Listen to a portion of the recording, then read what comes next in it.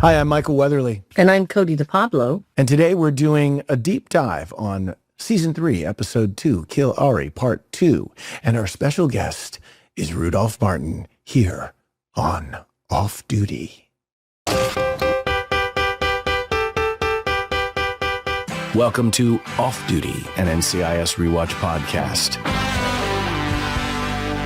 Today on the show, Season 3, Episode 2, Kill Ari, Part 2. Ducky meets Ari. Tony follows Ziva.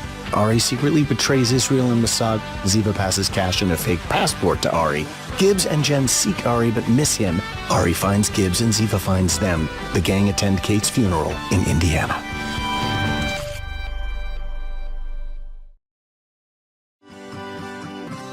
Let's first talk about what was going on when this episode aired before we talk about what was going on.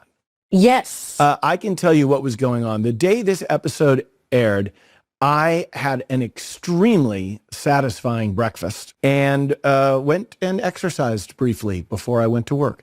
Do you remember what kind of a breakfast you had? I did. I had an egg white omelet with some poached eggs and spinach and toast. I'm making this up. At this time of the episode's release, September 27th, 2005, Panic at the Disco released their first album, A Fever You Can't Sweat Out. A Spanish court sentenced a Syrian man to 27 years in prison for conspiring to commit the 9/11 attack. Oh. This was the first 9/11 related prison sentence. The sitcom Everybody Loves Raymond aired its final episode, concluding a successful 9-year run. Whoa, 9 years. That's a long time. Ironically, Will Smith was a producer on that. That's not true. Oh, what? I'm kidding. I'm just making jokes. Oh, that's wrong.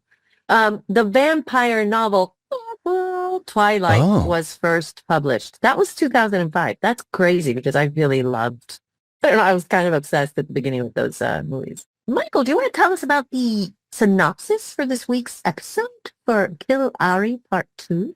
Gibbs races to save Ducky from Ari's clutches as the NCIS team continues to grieve the murder of Agent Kate Todd. And while Ziva David is a possible hindrance, she may also be the key to stopping Ari once and for all. Yeah. Now, I call him Ari, but there was some controversy over the Ari of it. Do you remember? You know, it's very funny because I was watching it again today, right before we started talking, and Sasha calls him Ari. And there's a couple of people that call him Ari. Ducky calls him Ari. What do you want, Ari? Maybe Ari knows that. Ari dumped their cell phones in the park, not their bodies. And they were trying to get us all to kind of use the same pronunciation, if I'm not mistaken. And It didn't happen. It just didn't happen. No. It Ari, Ari, Ari. Ari. I don't know. Well, so your impressions watching the episode? I thought it was very cinematic. I thought it was shot beautifully. I love that scene between Mark and Fornell under the rain and the dog. You ever go to the movies? I built a boat. Now you and that dog are going to need one. I really, I hadn't watched this episode in a long time. And I have to say, Rudolph Martin is a really interesting bad guy because there's like this quiet intensity right behind the eyes that's like really good. And also he's so good looking.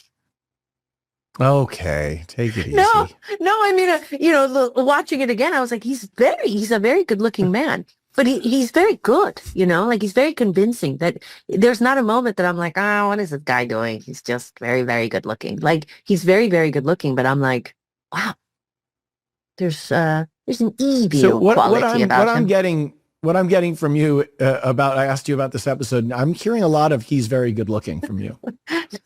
No, there's more to that. I think it's got a like a cinematic scope to it. It feels like a very big show with all the rain and all the crazy stuff and all the and the car with Ducky. That scene between Pancho Demings and Ducky. It's just such a good scene.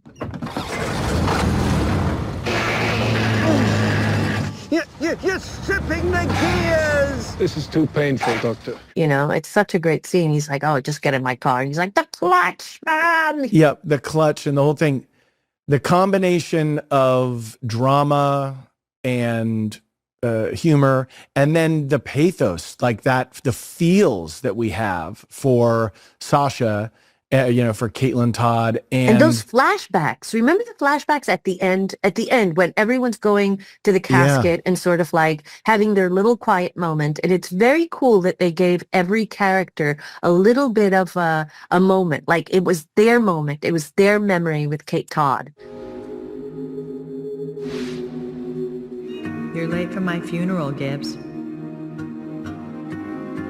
And I just thought it was really beautiful. It was very poetic, And I just felt it was very beautifully done. Like just the entire episode was a very beautiful episode. It's full of intrigue. It's full of mystery. It's full of suspense also. It's very cinematic. You know why I think it's so good? Why? I think it's good because you're in it. Ah. All right, Cody, let's talk to Rudolph Martin. Now, I just want you to know that Rudolph and I knew each other before he was on NCIS. We'll discuss that a little bit. Were you both models? No, he was a model. I was a mannequin. It's a slightly different thing. I didn't move and I had no face. You were just as pretty though. I will admit to you, everyone has a crush on Rudolph Martin. Well, did everyone have a crush on you? No. With no further ado, let's go to Germany and say hi to Rudolph Martin. Is the video camera on? Who says I'm a terrorist? My shoulder hurts when it rains too, Joe. Special Agent Caitlin Todd. Sorry, Caitlin. A vintage Morgan. How ducky. I wish I hadn't had to shoot Caitlin. I need you to commit suicide with your own rifle. Taste the sweetness of revenge. Sorry to spoil your...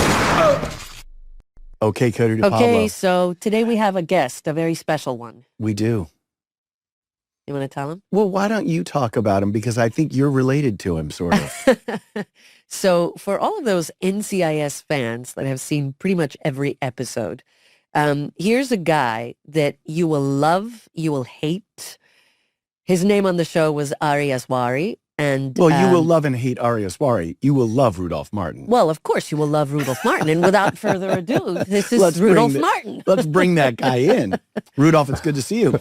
Hi, guys. It's great to see you. Now, you're coming in direct from Berlin.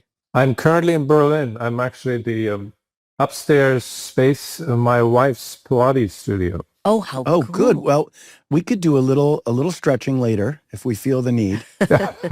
And Cody has... The serious equipment is downstairs. There's sort of torture equipment where I'd be happy to show you guys. Now, were you born in Germany or no? I think it's been my main residence for 7 years. I get around for work and things, but that's where my family is, so that's where I try to be when I can, and which is most of the time. Well, can I interrupt just for a moment, because the Wayback Machine, the memory lane, it's intense. Oh yeah, let's go there. Cody and I were talking about your little dog. Oh my God, your little dog named Comet. That's not way back, but okay. Comet. No, Comet. Remember Comet? How could I not remember Comet? So Comet, I must have had him on set. Yes. A little dog, like the cutest thing in the world that you sort of carried around. He was a tiny black Chihuahua, and he was pretty much attached to me for most of his life. Well, I was telling Cody that you and I first met back around 1992, and we had a friend in common who I believe was in your acting class, Rebecca Gayhart. That's right. And you were on All My Children, and you got your... I don't think I was All My Children yet when we met. I was just... Oh, that was later? School. You might have been already on Loving. Yes, that's where I found myself wandering around. But I also remember running into you in various night spots in New York City back in the early 90s. You're kidding me. Oh, Rudolph, Rudolph, you have to share the secrets. Well, I remember being at Raoul's restaurant with you. See, I have this memory that is kind of sticky. And so I can remember sitting with my friend Andrew Mass, who was my roommate, and we were sitting with you, and there was a blonde... I think I remember Andrew. Right. blonde Italian model named Yulia, who was friends with Rebecca. She was and Rebecca's friend. Vanessa was I think she was Austrian. Austrian. Yeah. We were all sitting in this Raoul's restaurant, and my friend Andrew said, "Can I talk to you outside?" So we went outside, probably to smoke a cigarette, unfortunately. I said, "I don't think I should be at this table." And I said, "Why not?" And he goes, "Have you looked at the people at this table? It's the most beautiful people in the world." And I was like, "Yeah, but Dick, it's a great table. It's a good, just." So I'm curious your memory of, coming into New York as a young actor, and obviously, there was a lot of fun to be had roaming the streets. Yeah, there was. I only have good memories. I mean, I'm sure I had some fun, but I was also just very excited to be going to acting school and looking for gigs, living that life. So, it was a great time for me. Also creatively, I did a lot of little theater stuff, and then ended up on a soap opera, much to my surprise. Which leads us to Ari. Do you get recognized still for that role at all or no? Yeah, I do occasionally. Not so much in Germany, but actually here in Berlin, where we kind of move in this so-called expat community. So there's a lot of Americans that we see, and a lot of them work for the embassy or the military, or most of them are parents. And I do get a bunch of NCIS and Ari comments. Maybe after like talking with them for a while, they're like, kind of look at me weird and kind of like, wait a second. What do you think about this? What do you think about this villain that made him so different? How did you prep for the role? How did you envision this role? How did you get the role also? Yeah, it was a weird thing. I didn't really get to prep much. I auditioned for a different role. I don't remember what it was. And I think I had auditioned several times for the show. This is still first season for guest starring roles.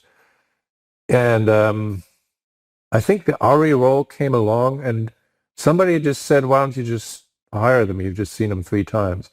And that never really happens. And they said, "Okay." And then I got a call from... You had been so great on 24, which I know that was a great arc that you did on that show. And it was amazing. Yeah, but it wasn't like as meaty a role as Ari was. So I don't think you could hire me based on 24 to play Ari. And did you have to ride a motorcycle, as I recall? I sort of remember you on a motorcycle on NCIS. Yeah, maybe I was posing for a picture, but I don't think they let me on that motorcycle because they were afraid for the insurance. I don't think I would have been able to ride that thing. But I think I remember getting a call from Don Belisario, who explained the character to me and the background of the character. Mm. And I think I was supposed to shoot like a week later. And I really didn't have much time to prepare. And just sort of looking at the Kill Ari episodes, which is 3rd season, I like my accent, my Israeli accent. Looking at the 1st season stuff, I don't. So I could see how it wasn't quite there, and it's maybe stuff I shouldn't even say, but no, it's fine. It doesn't matter. About it's 20 years ago, right? So we talk about everything, and funny enough that you should mention that, because I remember when I auditioned for this character, it was they wanted a Czechoslovakian woman, and so I auditioned for a totally different kind of an agent, and so it was, they didn't want any kind of accent at all. And they wanted sort of like a European thing, like a European flair kind of a thing. And I thought, okay. So I went in and I did my thing. And then they brought me back. And when they brought me back for the final callback, that's when the character turned Israeli.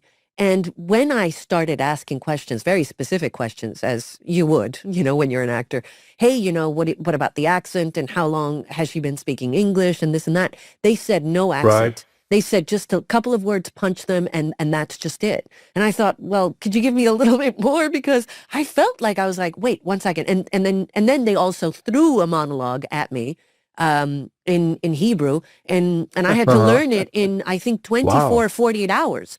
And so all of it was this, when you come from the background of theater, when you prep for things, so certainly, when you have these incredible actors talk and they prep for months and months and months, I always say, boy, if they only knew what it was like to get this and then to prep for it, because it was a very different experience. It was like acting in a can. It was like, shake it, instant, go, And so you did the best you could. But sometimes those are the most interesting roles, or maybe when everything comes together, when the creator or director sort of meshes the actor they see with the role. So they somewhere meet in the middle where they decide, wait a second, does the role really have to be that? Because I could just use whatever that person brings. And that doesn't happen at least not to me, too often. But I think it happened to a certain degree with Ari too. Even though it's just a recurring guest star, right? So there wasn't that much time for Ari. I think it basically did, 6 episodes. I have to give you kudos for something, because I think it's very hard to play a villain that is so still. You were such a still, in control, not temperamental. There was something about you that was so cool. It was a lot in the eyes. There was something about you that was menacing, but it was never overplayed. Like it was, I hate saying it, but it was a character that you sort of, I wanted to see a lot more of this Ari character, And because he was a mysterious dude, and also highly attractive man. That's kudos to you two personally. Oh, thank you. But the way you played him also has to do with that. It wasn't just a physical thing. It was very much this, what you withhold. You withheld a lot of things, which, by the way, made my entrance into that show so much more interesting.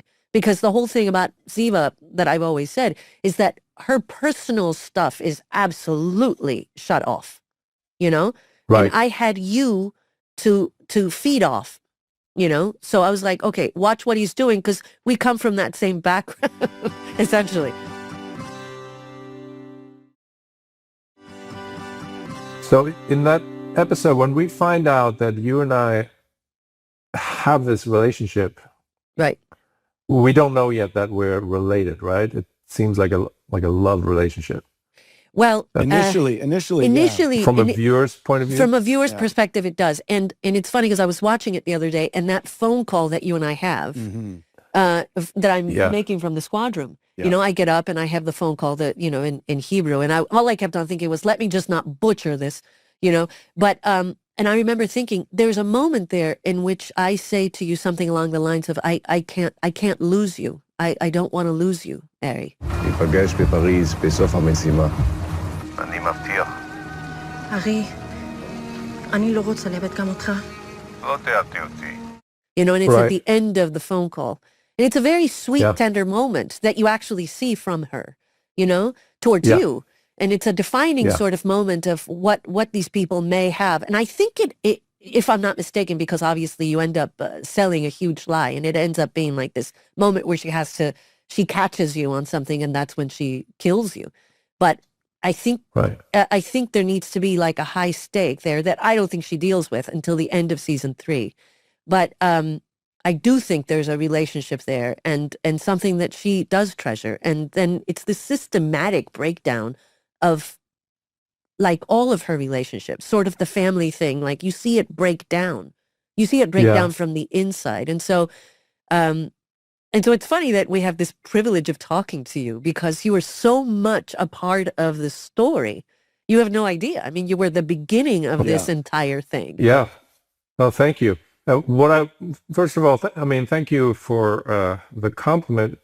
But I think nobody could do that, just being still and just being an interesting character without really good writing. Oh, I agree with you. I mean, you can be as still and as mysterious, but it's not going to work if it hasn't been set up right and shot right, but most importantly, written in a way where that works. Kill Ari 1 and 2, Michael and I have talked about a lot is some of the best writing in NCIS. And, I'm It's very good. fortunate enough to say that I came in on those episodes, but you were part of that too.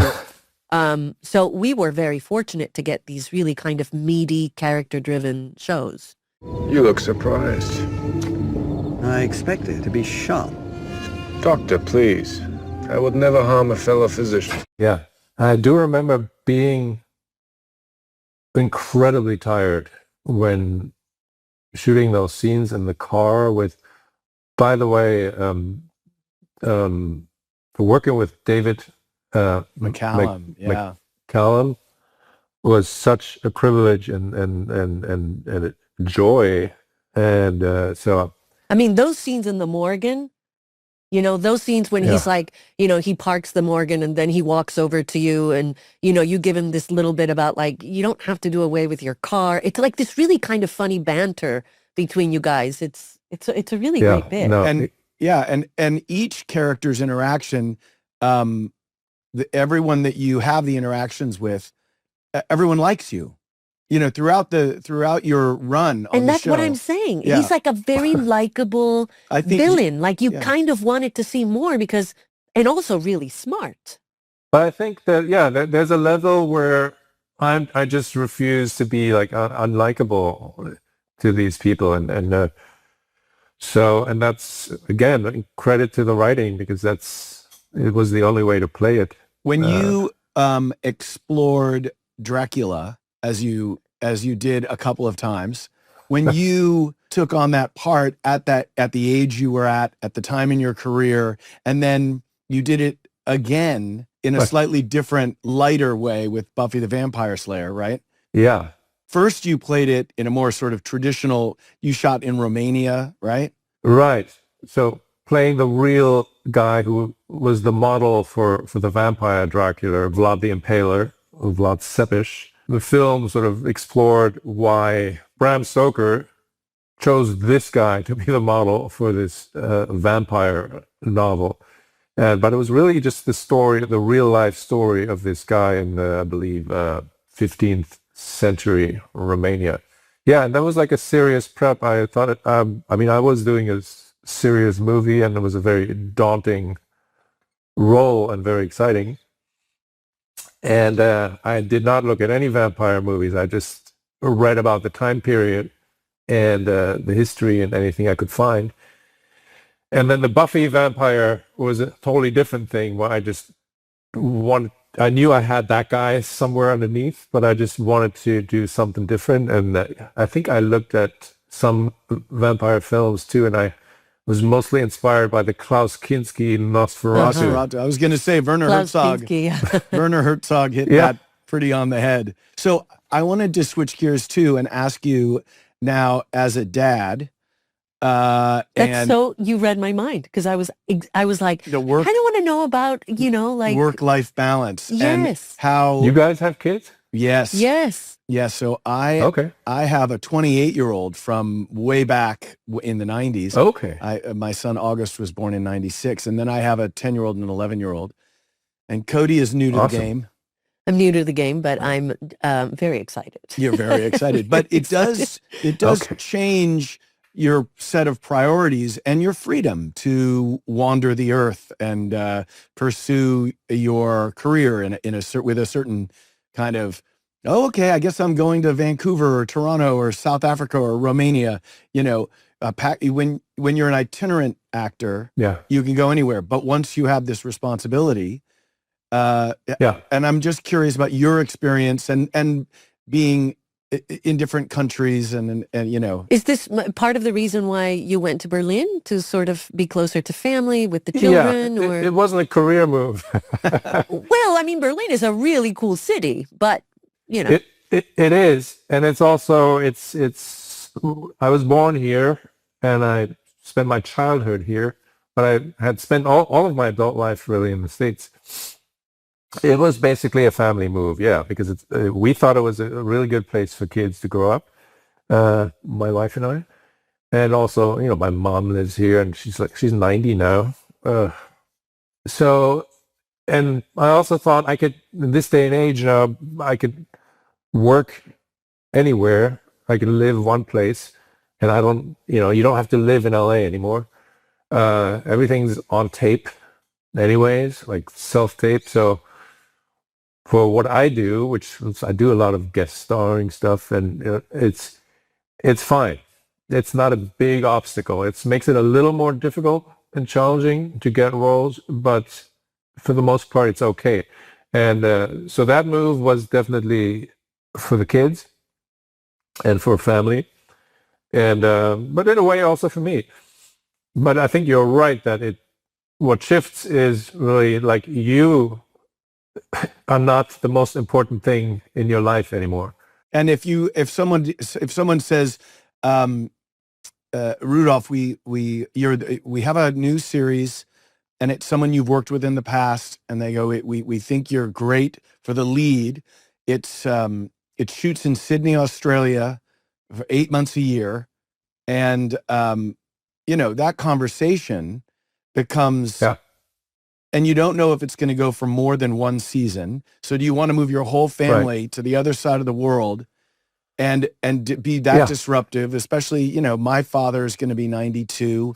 My mom just turned 89. I live near them now, and I want to share that time. And so we're getting ready to start a project. Cote and I are going to be in Budapest. Hopefully we can see you there. That would be fun. Oh, that'd be great. But we're starting a project this summer. But that I had to go to my wife and sit down and say, here are the dates.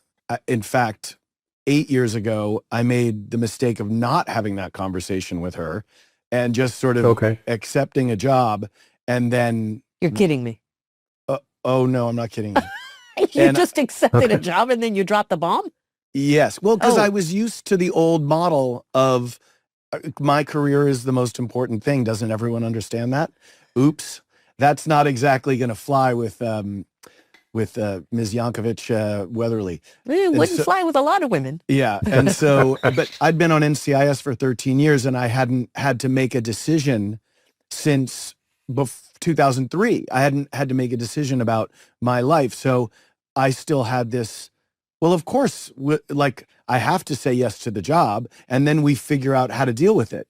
So I just said yes, and then I came in with the information. So I now know that moving forward, when I take a job, even I'm in LA now doing Spotify, but I don't live in Los Angeles for this. So I have to fly in. So I organize now when my Zoom call is going to be with my wife and my kids. And we have dates set for, I do my homework with my daughter and my son. I make sure that I'm part of the family if I'm gone for 4 days. And that's just 4 days. I used to disappear for months, and yeah. So it is a big change. Also, like my wife is like a big fan of worrying about what if this happens, what would you do if this? And I'm always saying, like, if that happens, we'll deal with it then. We'll figure out what's best. Oh, like, I think you and I have the same mind frame, Rudolph. Yeah. My husband's the one that's going, what if? And he's a worrywart, like he's just thinking of every potential scenario. And I think you and I subscribe to the same team. But especially as an actor, you really can't, because it's kind of unpredictable. But it's maybe different for you guys who are doing like long series regular gigs. That's the kind of stuff I have not had to worry about yet. And the other thing is, like, there are situations when a job is being offered and I just have to take it because we have to live. Sure. Whereas, like, you guys probably are okay, having done all these seasons. And but there's certain jobs I just have to take if I'm lucky enough to get the offer. So it's really not a big decision, and usually it doesn't take me away for years to Australia. Right. And but if that happened, I'm sure we'd find a way to deal with it. Yeah. That's it. You just find a way to go with it. We find a way. I think that the pandemic it's interesting that you made this move before it happened. And so it was a kind of, a synchronicity of timing being so important in life. And I noticed, I was in the middle of doing this show called Bull in New York City. And when COVID-19 happened, it actually gave me this a pause where I was able to evaluate a lot of things. And it was in that moment that I realized I needed to stop working for a while. So when we came back to work in September, October of 2020, we had moved out of the city. And I told everyone in my world professionally that I was going to, the minute I was done with my contract, I was going to pause and take maybe a couple of years and not work at all. And everyone thought I was kidding because I've been such a workaholic my whole life. And well, you did, but you had also a tough time adjusting to all the time. Well, yeah, it was very... Because you were like, what's going on? I need to work. Wait, now, so did you do that? Did you pause for 2 years? In April of 2022, I stopped. And if you consider this work, this is the first thing that I'm doing again. This isn't really acting. This is more looking back. But when we get in front of cameras in July, that will be, 2.5 years between being, making something. And in that time, I discovered that I had a lot of mixed up ideas in my head. Well, I had these kind of workarounds for how to survive. So I had this kind of like, I can endure anything philosophy. It doesn't matter. I don't care if I'm unhappy, I can endure. Because you learn on set, you just have to, if you're tired or you're sick or you're miserable or you're sad, you still have to go to work. And that work ethic can get you through certain things, but it also warps you a little bit into thinking you have to deal with everything like that. And so that's been my journey over the last little bit, is to have this sort of, Which is why I think you were so eager to do this. Because you were so ready to sort of sit down and have a conversation and just about life and sort of be,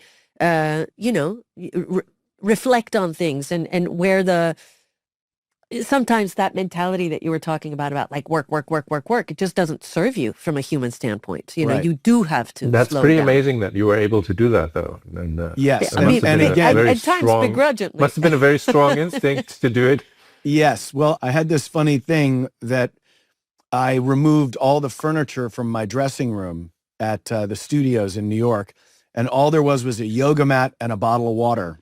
So when I would come into work in the morning and put my bag down, it was a totally empty room. And Chris Jackson, who was one of my fellow actors on Bull, walked in one day and he was like, "Weatherly, what's going on with your dressing room? Is it a yoga studio? What are you doing?" And I said, "I just didn't want any stuff."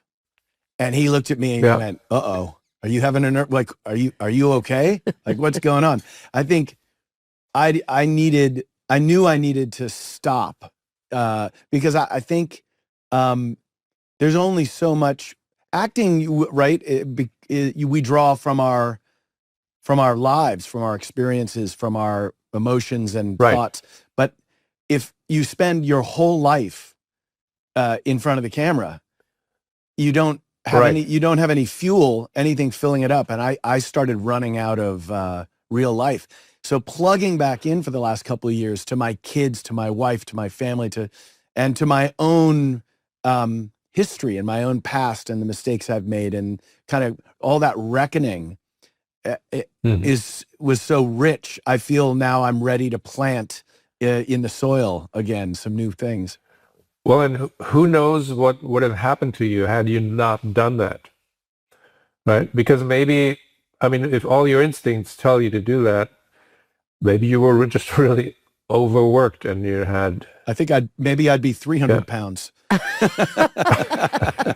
Rudolph, I have a little question for you. It's actually, if you could play anything right now, like any character, what would you like to play? Oh, God. I know this is a hard question for actors, but... This goes back to Ari Haswari, because I really like the idea of playing like a double agent. Well, you never know. Not just a spy, but a double agent. And I've always wanted to play just basically the German version of that, with the East German, West German thing, where use something like that.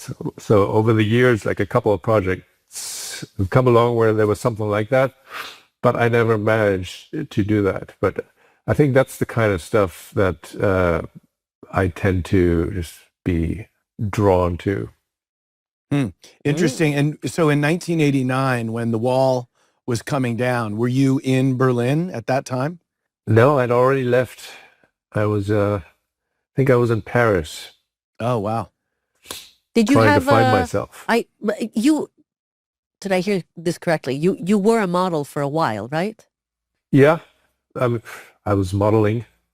Were you in Paris modeling? Yeah. Okay.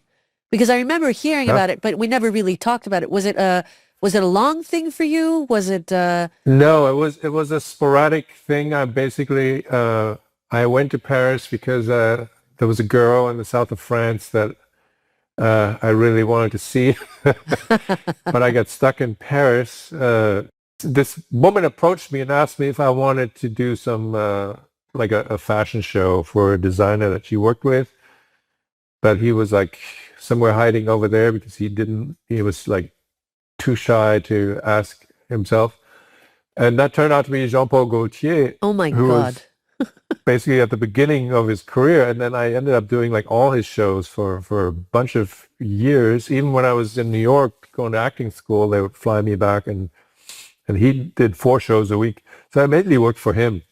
Wow. And that paid my bills basically and allowed me to go to acting school. But I didn't really do a lot of modeling. That's a cool story. That's though. a fantastic. I mean, like to be discovered by Jean-Paul Gaultier. That's like everyone, any model in the world, or any aspiring model would be like, that's the dream story. I was not an aspiring model, but I was. No, but I you were thought like his an stuff was really unemployed cool. actor with dreams hitchhiking in Paris. I mean, Yeah. it doesn't get cooler than that. This has been such a treat. No, it's been amazing to see you guys. Well, if we are going to After be how so many many years. NCIS episodes amongst the two of you do you have under your belt? Oh, I did like 300 and something. I did 200 and something. Okay, wow.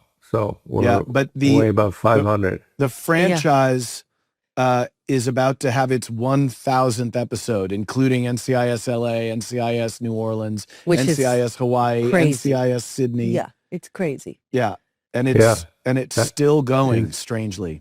That is amazing. I sometimes get like audition requests for the NCIS spin-offs, and we always have to say no because we know they are going to say no anyway. So I don't want to send in anything. Absolutely. I mean, they're I going to know be that like, I'm what's not that guy allowed to doing do- here?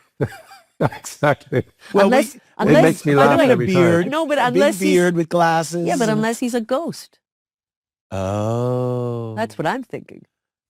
Oh. I don't know. I think something just opened up potentially. Or, well, I think there's even more. There's even There's a real-world- little something that could be explored there. Oh wow, that would be that's such a tasty. Well, I mean, this just Come on. all of a sudden things just open up and bam. I'm one gummy away from having some good ideas. Rudolph, this has been the best. Thank you for taking the time. I know, Thank Rudolph. you for revisiting this. Thanks for coming on and being with us here. This is our first attempt at trying to do these look backs at a really great time in the series, the beginning of season 3, where everything changes for everybody. When Ari Haswari took that shot and surprised everyone watching, and Caitlin Todd took one right to the forehead, you became enemy number 1 in for the whole audience. And it was such a moment. That moment. I still hear about it. Yeah. Yeah. Yeah. It was a I big still moment in occasionally television. hear about it. Yeah. Mm-hmm. It was a big moment. It was great for me too. It was. Thank you guys for having me. We hope to see you again soon, sir. I do too. So when you guys are in Europe doing something, maybe holler at me and maybe we can meet up. All right. That'd be fun. Best to your family, Rudolph. Yes. Cheers. Thank you. Cheers. Best to your families. Hold on. Here's my tumbler. Cheers. Bye, Rudolph. Take care. I almost called him Rudolph Berlin from Martin, Germany. He is actually in Berlin, and it is a Rudolf Martin that's coming in. And you know what? I know we talked about this too, but the idea of Rudolf Martin coming in possibly for the Tony and Ziva show in Europe, Oh, yeah. maybe possibly returning as a ghost/nightmare. I would like to explore that, having to deal with the ghosts of the past. That would be a nice theme to tackle. By the way, a great little token to dissect in the future episodes of whatever incantation we go into next. What are the phantoms that haunt you? Incantations, phantoms, dissect. You are all over your thesaurus today. Hey, Cody, you know what I'd love to do right now? What would you love to do? Yeah, I was lying in bed last night thinking, you know what I want to do tomorrow? I want to do some fan-focused questions with Cody. Okay, let's do it. Yeah. Awesome. This is from Louise from Kentucky. Considering how good of a shooter Ziva is, it never made sense to me why she decided to shoot her brother in the head instead of trying to disarm him to stop him by shooting him elsewhere, like in the hand. What's your opinion on that, Cody? I think, honestly, wow, I've never really been asked that question. That's like a deep thing, and as I'm reading it, I'm going, oh my God.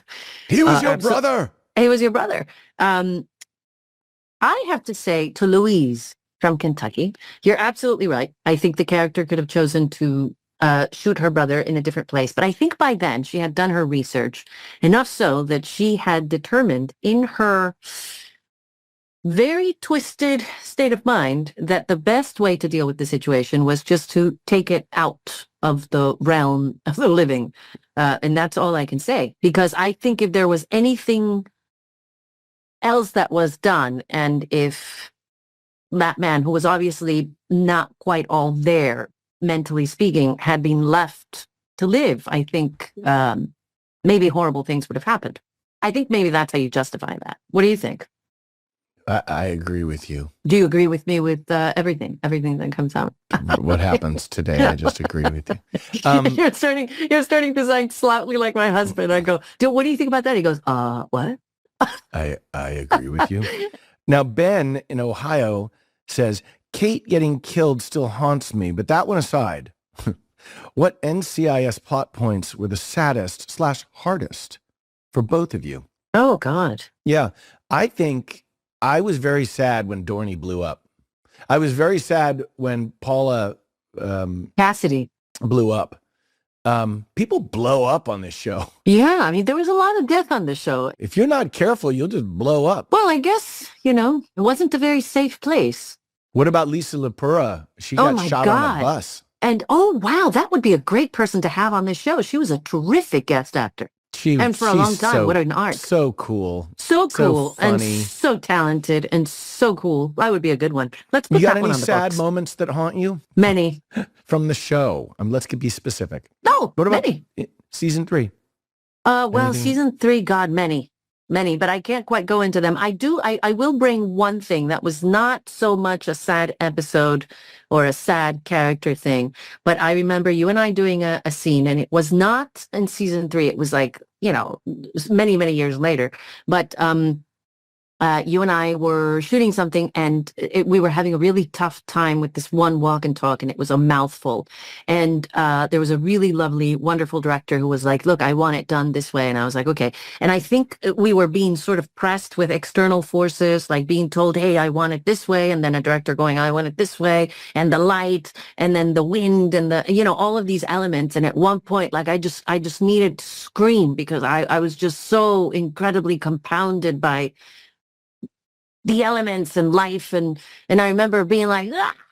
And I screamed, and I had completely forgotten that Tom Toms at the time was holding a pole. Remember, he was holding this, and I nearly blew out his eardrum. And I remember going home that day, and like tears just streaming down my face, because I hurt somebody, and it was not my intention. And it was literally just a moment to release pressure from within me so that I could again focus my energies and get the job done. And in doing so, I did something that many people do, of course, but I had completely forgotten that I was plugged, that like Cody or Ziva was plugged on to many different people. And I had forgotten that I was just one part of a bigger microorganism. And that was like a big thing that happens in shows. Sometimes you're trying to do your thing, but you forget that you are just there are many tentacles coming out of you. Right. Yeah. And you forget that this job requires